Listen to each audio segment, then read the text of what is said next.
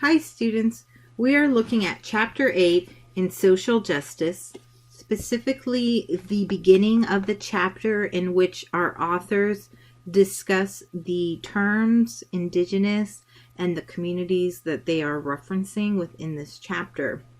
It begins on page 177, and the populations that they are looking at in the chapter include Australia, New Zealand, Canada, and the United States.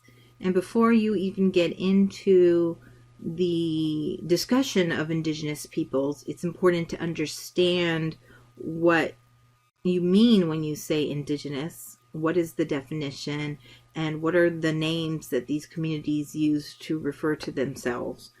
And so towards the bottom of the chapter, on page 177, you will see that in Australia, they are often referenced as First People.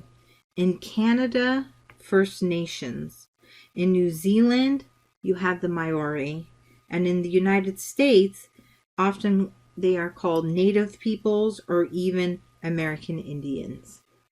And the working definition that the chapter is focusing on is the United Nations Working Group on Indigenous Populations.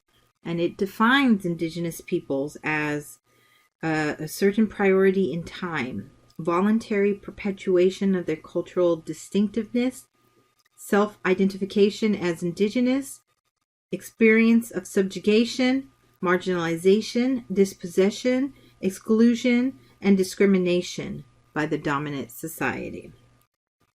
One of the reasons it is very important to understand this notion of indigenous groups through this type of a definition is because we might not recognize justice in the same way that these groups do, because they predate what is our normalized views of law and economics and other forms of institutions within a dominant society. And so how do you reconcile that fact that one group's notion of social justice is not the same as another group's, and in this case, the indigenous peoples of these different areas of the world? And it's important to point out that indigenous peoples have indigenous ways of knowing, and they have indigenous forms of justice. For instance, many of the cultures communicate orally, and so there's an emphasis not on written words, but on storytelling and elders passing down information.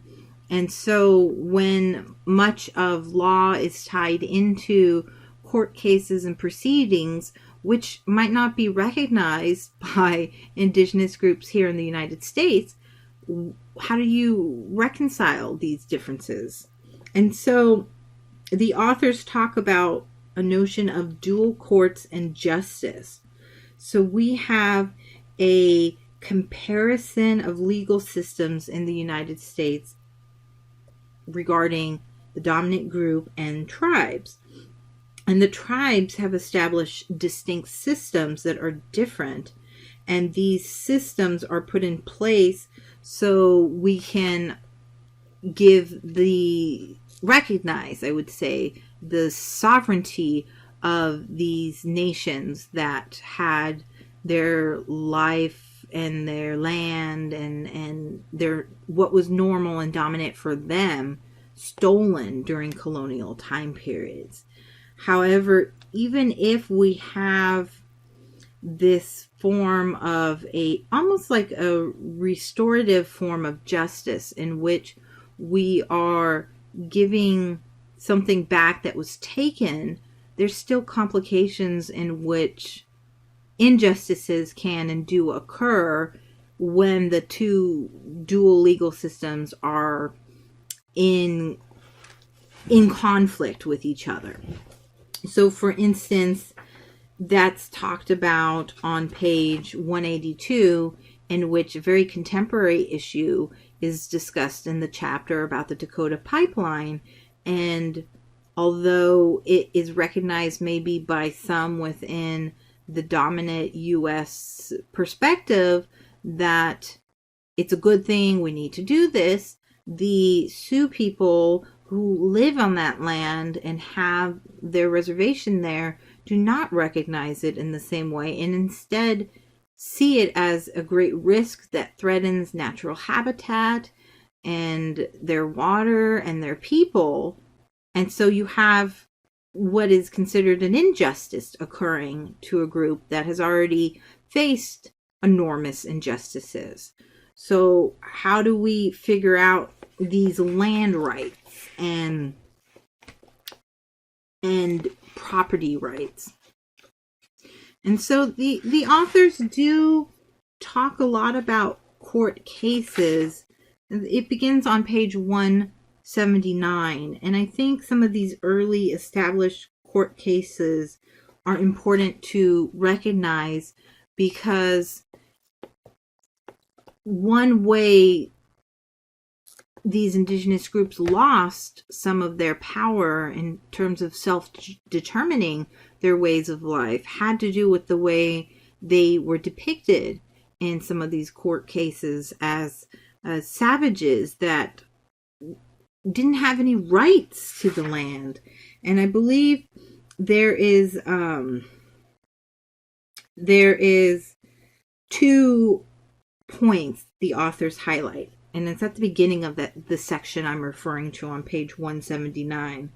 So when the lands were colonized, the conquerors could claim title to the land based on 2 assumptions. One, that it wasn't really occupied, because the viewpoint and how these indigenous groups lived contradicted what settlers perceived as land owning, in which maybe you put up fences and marked off your territory as belonging to your family, whereas the tribal communities were very communal and often even very nomadic and would move. And so the land belonged to everyone. You couldn't own it. You didn't want to fence it in.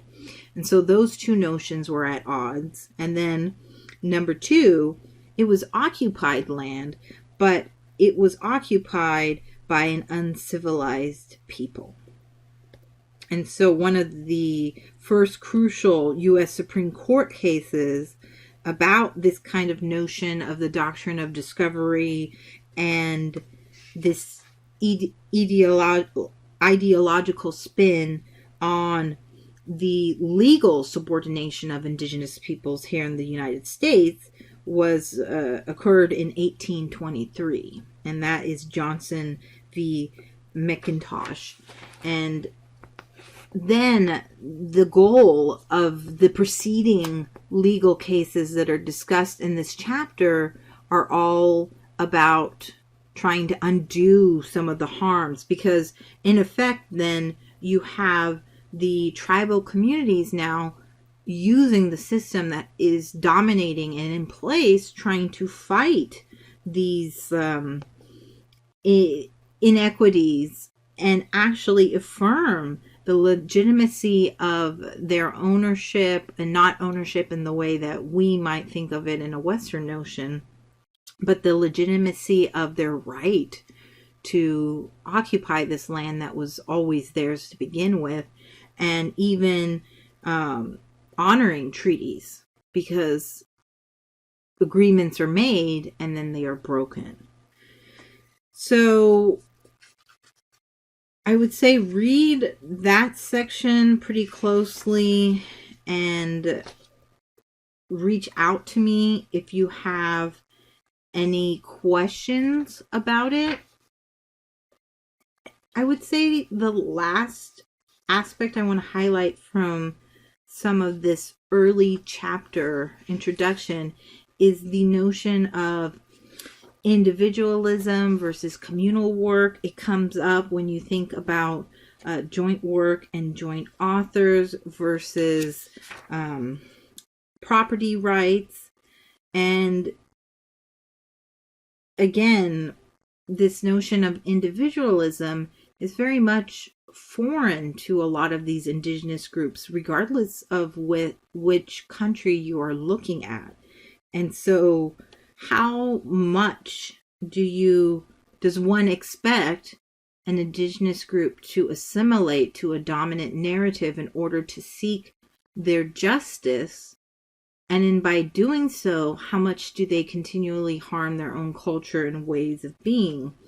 And so on page 184 in the chapter, the authors explain how tribal creations have roots in groups from generations past, and any present manifestations, they can reflect some slight variance. And this remains in a community context.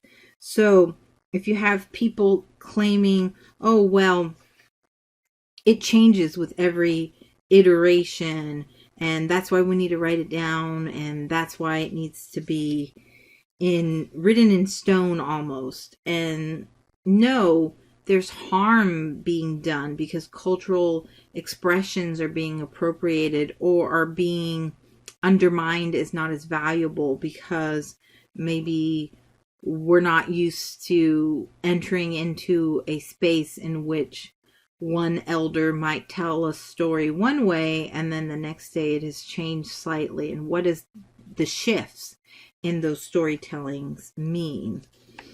So I think a lot of this requires us to really reframe where our own positions are and step back a little bit in order to hear, or in this case, read another perspective. So as always, reach out with any questions regarding this intro portion of the chapter.